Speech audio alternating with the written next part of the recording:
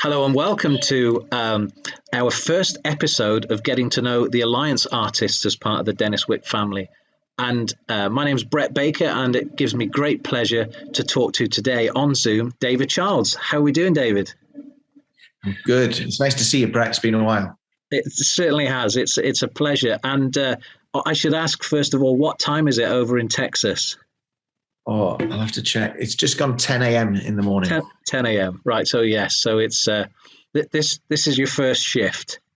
Yeah, I like last night. I was conducting some of the ensembles at the University of North Texas, low brass ensembles last night, and so a bit of a later start today. Yeah, and I saw that Owen Farr was over, another Alliance artist, doing a concert in North Texas with yourself. That all went well? Yeah, he was here for 3-4 days, actually. He did a little tour and finished in Texas. And that was fantastic. In America here, the brass band scene is growing all the time. But one of the instruments that they're not exposed to as much as others is the tenor horn, or the alto horn, as they like to call it. So I thought it was important that particularly the students got to hear a player that specializes on this instrument. So Owen came out and he worked with the brass band. He did a recital, he did a masterclass, and as well as being a brilliant reference point for the tenor horn players, he was inspirational for the whole brass area. His knowledge of brass pedagogy and the way he's gone about developing himself as a musician and a technician is a lesson for us all. So it was a great couple of days. It was nice to see him. Yeah, I don't know whether he likes it or not, but I always call Owen Farr the Alan Vizzuti of the tenor horn. Well, that's a good description. Yeah, I mean, he's effortless, isn't he? Just like Alan, and what he can do on a tenor horn is, well, some of it's illegal, I think. That's right. That's right. No, it's a phenomenal player. So no, I'm glad that went really well. And I guess for context, we should ask a little bit about, I mean, for yourself, you travel around the world anyway, but being based originally in the sort of north of England, and then before that in South Wales, and then back in South Wales, but you spend, would you say, the majority of time now in North Texas? I'm certainly here a lot. I wasn't actually, it's a common misconception. I didn't start in South Wales. My family did. My dad and my uncle and my grandfather. I was actually born in Grimethorpe in brass band country in Yorkshire. I'm very sorry to hear that, David. That must be very difficult for you to say. No, not at all. I grew up in York. I then went to Manchester to study at the Royal Northern College of Music, and then I ended up moving to Wales in my early 20s. But I've also always felt an affiliation with that country, and I guess I do consider myself honorary Welsh, if you like. We have a family home in Wales, and that remains a village called Basleg, which is a lovely part of South Wales. But we also have a place here in Denton, Texas, and during the school year, there's 2 semesters in America. Both are about 16 weeks long. I'm spending the majority of my time here, and Joanne and the boys are here in all the school holidays as well. And there's a lot of traveling. There's a lot of going back and forth. But at the moment, it seems to be working out fine. Oh, excellent. Now, it must be very, very busy. And I guess you're having to cram a lot of things into a very short space of time because of the traveling, and then do the same when you're over in the UK. And I guess when you're on the plane, you're doing the editing for the Brass Band World magazine. Oh yeah, that's a big part of things as well. I enjoy the Brass Band World magazine. It helps me keep my finger on the pulse with what's going on in the world we grew up in. You know, I remain passionate about brass bands. I don't get to play in one at the moment because of schedule and everything else. But I love brass bands, and to have an involvement in that capacity is a real honour. But yeah, I mean, I try to get work done on the planes, but more often than not, I'm usually catching a few winks. Yeah, no, don't blame you at all. So we should talk a little bit about how you started playing, and the brass banders amongst the viewers here will have heard of your father and of course uncle as the Doyen Euphonium duo. But I guess we should talk a little bit about how you started, and because, for instance, you started at the Royal Northern. Your first study for the first year, I think, was trombone rather than euphonium. Anyway, it was, yeah. I mean, how I started, when I was a kid, I just thought everybody played brass instruments because everyone I knew did. But all my family, all my aunts and uncles and cousins, my parents, everybody played a brass instrument. So it was just a natural thing. I didn't think twice about, it's time to take up an instrument or anything like that. We had a cornet in the toy box, my sister and I, and it was just another toy that we played with. Watching my dad and my uncle travel the world as the Childs brothers, reaching the lofty standards they did, taking the instrument to new places, creating new repertoire. That was certainly a massive inspiration for a child. I got to see all the places they went. They'd come back and tell the stories, and it was certainly a big inspiration. I started really taking to it, I guess, when I joined a local band. Like most young brass banders, when you join a band, that's when it gets real good fun. You're not practicing your grade pieces on your own anymore. You're having a social time with your friends.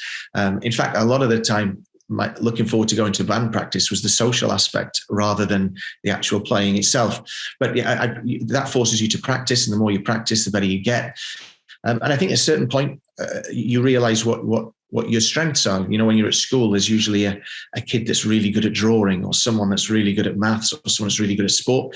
And it seemed that music was my thing. And so then I went with it even more. So when it got time to apply to university, I was looking at various options, not all music, but I decided that I did want to pursue music, and my parents' condition was that I did it on trombone rather than euphonium. They would let me go to music college, but not as a euphonium player, because in their eyes, I joined Brighouse and Rastrick band on solo euphonium when I was 16. So I'd already been experiencing a certain level of banding, which at that point was really beneficial for me. And I think they wanted to make sure that I got a broader education.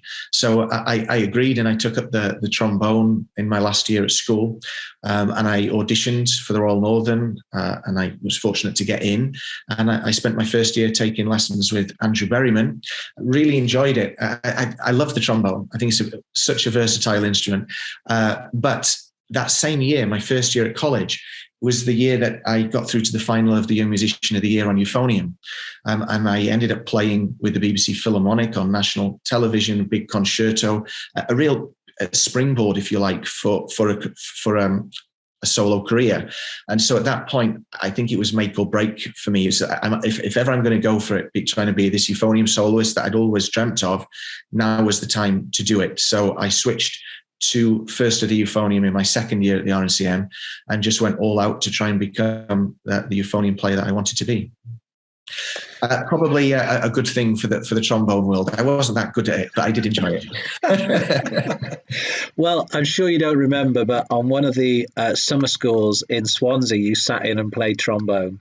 And, did I? I think it scared quite a few of the delegates to see you put your euphonium down and pick a trombone up. Oh, well, scary is probably the right word for my trombone playing. It was very good. It was very cultured. Oh, what I remember. Oh, really? That's nice of you to say, Brett.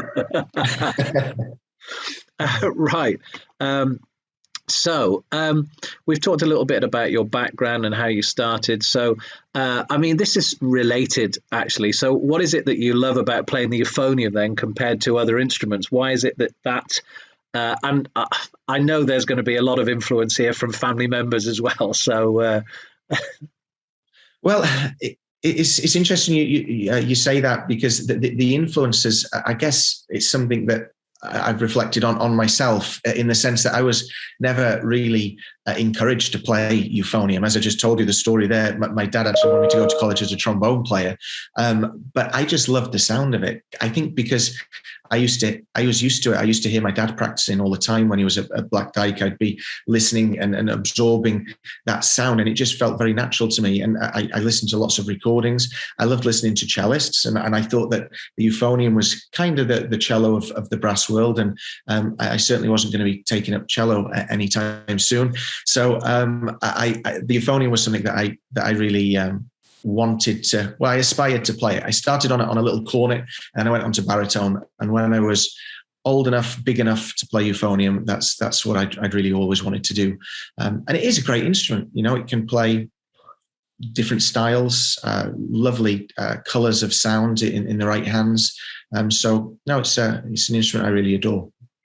I think I saw somewhere, listeners might not know, but I play for another band up the road from where David started, and that was the Black Dyke Band. I think I saw you on some pictures in Bermuda and in the States. Is that right? You went along and played for them on their first trip over there?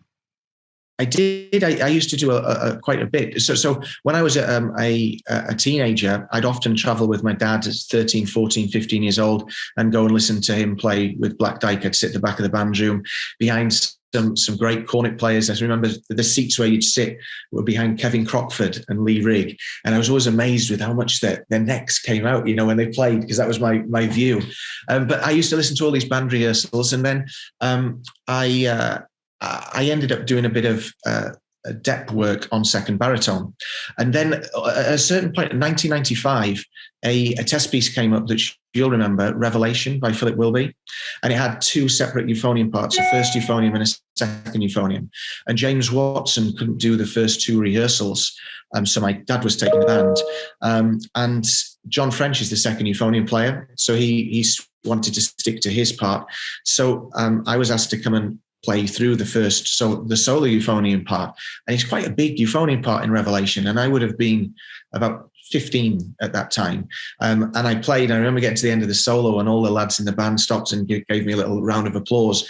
And it was kind of a moment of acceptance, really. So from then on, if the second baritone player was missing, or the first baritone or the second, I'd come in and play with the band. And I was supposed to be doing second euphonium for that tour to Bermuda and Canada with Black Dyke. But John French was doing solo euphonium, but his wife was ill. He had to pull out the tour. So I just moved up. So I ended up going on tour with Black Dyke to do Canada and Bermuda. And I think I was about 18 years old at that time, and I loved it. That was always the band for me when I was a kid, the Black Dyke. And so to have that opportunity to play for them was a real pleasure. Excellent. Oh, that's brilliant. It's good to sort of get some context, because you got to appreciate maybe that's before my time. I joined in 2000, although I've been there a long time. Yeah. No, it's interesting how these things happen. Yeah, exactly. How would you describe yourself in terms of a music professional? Would you say that you're a portfolio musician? Would you call yourself mainly a performer, a conductor, a teacher? It's always fascinating to sort of see what other people think of themselves in the music business, because we have to do everything these days. Yeah, and it doesn't really matter what you think of yourself, does it? Everybody else has an opinion. I don't know. It's a really good question. Where would you put yourself in the music profession? When my kids were born, I had to go and sign the birth certificates, and you have to put occupation. And I was thinking, what am I going to put? I just put musician, and I think that's how I consider myself. I play the euphonium. I do some conducting. Ultimately, though, I immerse. Teaching is a huge part of my life now. I've always immersed myself in music. I'm passionate about music. I think I'm a musician. But that word you mentioned a moment ago, portfolio, that gets used a lot these days, the portfolio career. And I suppose that there's a bit of that. I love my solo work. When I conduct, I enjoy that. I love teaching. The brass band world is a big thing. I think in this era, particularly as a euphonium player, it's important to have different strands of your career. But if someone said you can only do one of them, then I think I'd always say playing. I love playing. Invested a lot of time in it, and it gives me a lot of pleasure. I suppose no one would ever say that you're sitting around twiddling your thumbs. You're never going to have a day where you're bored, David. I think that's safe to say. No, you're probably right there. Sometimes I wouldn't mind a few of them, but now and again, it's. I think this COVID situation that we all went through, that was a bit of an eye opener for me and many others. I enjoyed the break to begin with, but in the end, I just couldn't wait to be getting back out there doing things. And it's given a different perspective now. It's good to be busy. I'd much rather be busy doing things than isolating, let's say.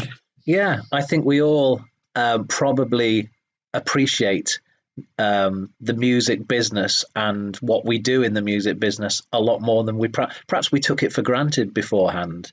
Right. Generally, but no, I think it's hit home. I think now things have started getting busy again. That it's a really important part of people's lives, and let's hope the government thinks that at some point. You never know. We'll see what happens. Yeah, I won't get you onto that subject. It's such a difficult thing, isn't it? I mean, spending so much time in the UK and the US, you see two completely different approaches. The amount of investment in music at school level in the US is absolutely phenomenal. Everybody gets to play in a band. They have music classes. They have private lessons, and I'm sad to say, really, that in the UK we've fallen way behind in that respect. So I concur. I hope that the UK government does see sense at some point, but I don't hold out a lot of hope, if I'm honest. No. I mean, it is good to see in Wales, for instance, that they're now giving every child the opportunity to have a lesson, which is fantastic, a music lesson. So that's a big step forward. Of course it is. But, I mean, our world of brass bands, this is where they're coming into their own now, because you have bands like, whether it be Foden's or Black Dyke or Corey or Grimethorpe, they all have a youth element to them. And even if things aren't going on in schools, if you can look to your community bands to bring youngsters through. And that's something that in the UK is really, well, in other European countries as well, but that's something unique to be celebrated, which actually doesn't happen so much in the US. So we, different cultures, both with different good points and bad points. Absolutely. I should talk a little bit about the Alliance Mouthpiece range, and maybe you could give a bit of background on how that came about, because you've been involved in that right from the beginning, I think. Almost. I think about a year or so down the line, our mutual friend, the great cornetist Roger Webster, is the main reason why I'm involved with Alliance. I always played a Dennis Wick 4AL for as long as I remember playing the euphonium. That was my mouthpiece, and Roger set up his Alliance company and spoke to me about a signature series. And to be really honest, at the start, I said I'm actually really happy with the mouthpiece I've got. It's the Wick 4AL is. I'd played it all my life. I was happy with it, and I said, if you could come up with something that's as good, preferably better, then I'd look at that. But otherwise, I've no reason to change. And so he took that on board, and he came back probably about 3 or 4 months later with some designs, and then sent some prototypes, and I was playing them. And actually it took me by surprise, because I'd never messed around with different mouthpieces before. I was kind of, I know what I like what I know. And that's where I was. But I started playing this slightly heavier Alliance mouthpiece, which had the same feel as my Wick 4AL. And I just, there was something about it. I'm not sure, I can't really put my finger on it, but for some reason in the extreme registers, the low pedal tones, the real high notes, the targets of the notes just seemed a bit bigger. It wasn't that they were necessarily a lot easier. There was just seemed to be a bit more stability, which was enough for me to say to Roger, I like these. Let's go with it. And we did a bit more work and developed this range, and I've not looked back since. I really like the look of the mouthpiece and the feel of it, and I'm really pleased that lots of other players do as well. Yeah, funnily enough, I'm playing on a DC3 at the moment. I'm going to be using it for the Albert Hall. So yeah, I really like it. Oh, really? Yeah, really wow. Like it. That's yeah, good. So I've been trying lots of different, as you can imagine, working in marketing for a company like Dennis Wick, I need to try everything just so I know about it. And so, I've got it right here on my instrument, just to prove it. There we are. They do look good in a trombone, I've got to say. my son's learning trombone, and he's got one in his trombone, and it just the way it emerges from that lead pipe, it looks really good. In fact, someone posted something on social media yesterday. Someone playing on a small boy trombone. I think it was a Yamaha, and they'd got the S shank DC3 in that, and they were enjoying that too. So yeah, it's always nice when other people like what you do, isn't it? Yeah, exactly. And but there's a baritone range as well that you've developed, and so I guess that comes from. Do you get to play baritone very much these days, or was that back then when you were designing that particular mouthpiece? I don't get to play baritone very much, but lots of euphonium students do. And so when they're going from their euphonium to their baritone, I thought it would be really useful for there to be almost a seamless switch in terms of how it feels on the face. So the baritone mouthpiece are virtually the same as the euphonium mouthpiece, apart from the shank. It's an S shank. So if you're a euphonium player and you're used to playing, let's say, a DC3, you can pick up a DC3S, put it in a baritone. It feels exactly the same. So that was the idea behind it, to make it easier for euphonium players going to baritone. And that's the same with the trombone, I guess. We've also got a medium shank version now in the US. A lot of the euphoniums are what they call European shank, which is somewhere in between the large and the small. So we've got 3 different shank sizes on the DC range now. That's fabulous. Well, thank you very, very much for your time, David. I'm sure you'll be getting ready to go and teach I'm sure, the freezing cold weather over there in Texas that you get. And it's been a pleasure. And hopefully I'll get to see you again very soon. Absolutely. Well, good luck for the weekend. Enjoy yourself at that big Albert Hall. Great place to play.